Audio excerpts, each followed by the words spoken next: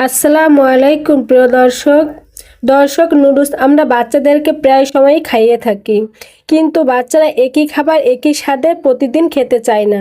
তাই প্রয়োজন খাবারে ভিন্নতা আনা। খাবারে ভিন্নতা আনলে বাচ্চারা যেমন মজা করে খায়, তেমনি ভিন্ন ভিন্ন খাবার থেকে ভিন্ন ভিন্ন পুষ্টিও পেয়ে যায়। আর এই খাবারটি যদি বাচ্চাকে সপ্তাহে 4 থেকে 5 দিন একবেলা করেও খাওয়াতে পারেন, ইনশাআল্লাহ বাচ্চাদের দ্রুত ওজন বৃদ্ধিতে সহায়তা করবে। কারণ এই খাবারটি কার্বোহাইড্রেট এবং হাই প্রোটিন সমৃদ্ধ একটি খাবার। এছাড়াও বাচ্চাদের বিভিন্ন পুষ্টির চাহিদা পূরণ করবে। একই সাথে বাচ্চাদের পেটও অনেকক্ষণ ভরা রাখতে সাহায্য করবে এবং সারাদিন অ্যাক্টিভ থাকতেও সাহায্য করবে।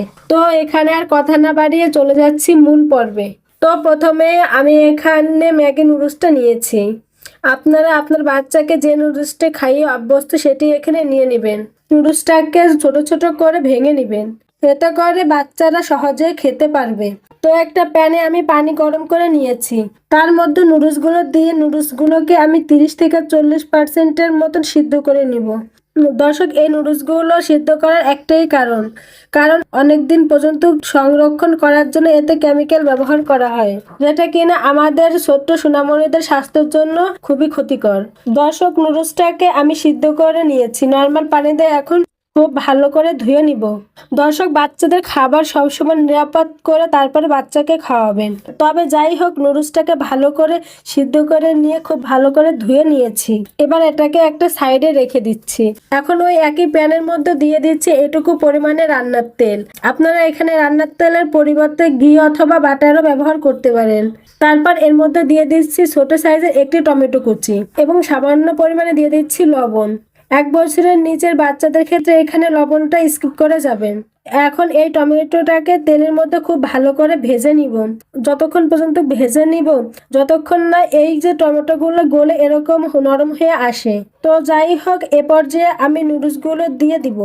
তারপর নেড়ে চেড়ে ভালো করে মিশিয়ে নিয়ে আমি এর মধ্যে দিয়ে দিচ্ছি ছোট সাইজের একটি আলুটাকে আমি খুব ভালো করে সিদ্ধ করে নিয়ে খোসাটা ফেলে দিয়েছি। তারপরে একটা কাঁটা চামচের সাহায্যে খুব ভালো করে ম্যাশ করে নিব।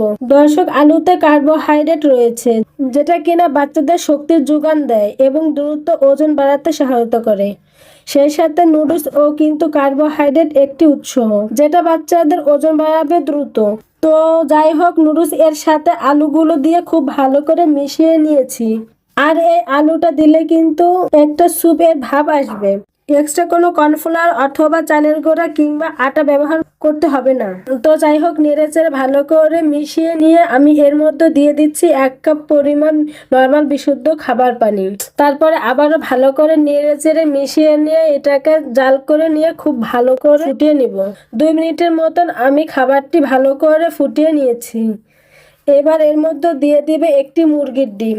আমি এখানে ডিমের সাদা অংশ সহ পুরো একটি ডিম নিয়েছি। তবে আপনারা চাইলে কিন্তু যে বাচ্চারা ডিমের সাদা অংশ খেয়ে হজম করতে পারে না, তাদের ক্ষেত্রে কিন্তু ডিমের কুসুমটি ব্যবহার করতে পারেন। তো যাই হোক, আমি ডিমটাকে খুব ভালো করে ফেটিয়ে নিয়ে এর মধ্যে দিয়ে ভালো করে মিশিয়ে নিয়েছি। এবার হালকা একটু স্বাদের জন্য দিয়ে দিচ্ছি সামান্য একটি মশলা। এটা আমার ঘরে তৈরি নুডলসের মশলা। তবে আপনারা চাইলে যেই নুডলসটা ব্যবহার করছেন ওই নুডলস এর মশলা সামান্য একটু দিতে পারেন। তবে নুডলসের মধ্যে যে মশলাটা থাকে এটা কিনা আমাদের বাচ্চার স্বাস্থ্যের জন্য ভালো না, কারণ এটা খেলে বাচ্চাদের গ্যাসের সমস্যা হয়, বাচ্চাদের খাবারে অরুচি আসে। তো যাই হোক, নুডলস এর মশলা দিয়ে খুব ভালো করে নেড়েচেড়ে আমি মিশিয়ে নিয়েছি। আর এরপরে আমি আরো 2 মিনিটের মতো জাল করে নিয়েছি। আর এখন কিন্তু বাচ্চাকে খাওয়ানোর জন্য একদম রেডি। দর্শক, এ পর্যায়ে আমি চুলা থেকে নামিয়ে নিই। আপনি আপনার বাচ্চাকে যেমন লিকুইড খেয়ে অভ্যস্ত সেভাবে চুলা থেকে নামিয়ে নেবেন। হালকা একটু কুসুম অবস্থায় বাচ্চাকে খাওয়াবেন।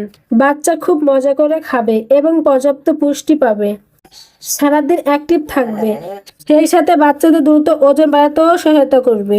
আর এই খাবারটি তৈরি করে কিন্তু আপনারা 10 মাস থেকে 10 বছর বয়সী বাচ্চাদেরকে সকালে, দুপুরে ও রাতের ভারী খাবার হিসেবে দিতে পারবেন। কারণ এটা কার্বোহাইড্রেট সমৃদ্ধ একটি খাবার, যেটা কিনা বাচ্চাদের প্রধান খাবার হিসেবেও দিতে পারেন। 6 মাস থেকে 3 বছর বয়সী বাচ্চাদের জন্য খুবই পুষ্টিকর এবং মজাদার একটি সুজির রেসিপি। 6 মাস পর থেকে বাচ্চাদের যদি এভাবে সুজি রান্না করে খাওয়ানো হয় তাহলে বাচ্চারা অল্প খাবারে বেশি পুষ্টি পাবে এবং বাচ্চাদের দ্রুত ওজন বৃদ্ধি করবে এবং মেধা বিকাশে সাহায্য করবে। 6 মাসের পর থেকেই আমি আমার ছেলেকে এভাবে সুজি রান্না করে খাওয়াচ্ছি, তাই আজকে রেসিপিটি আপনাদের সাথে শেয়ার করছি।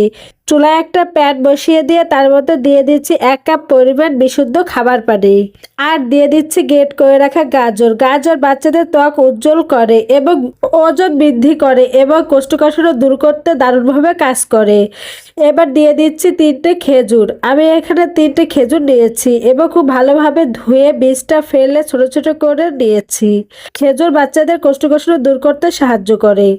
এখন একটা ঢাকনা দিয়ে ঢেকে এগুলোকে কিছুক্ষণের জন্য সিদ্ধ করে নিব। পানিটা শুকিয়ে আসা পর্যন্ত জাল করে নিব। দেখুন পানিটা খুব ভালোভাবে শুকিয়ে আসছে, সবকিছু খুব ভালোভাবে সিদ্ধ হয়ে গেছে।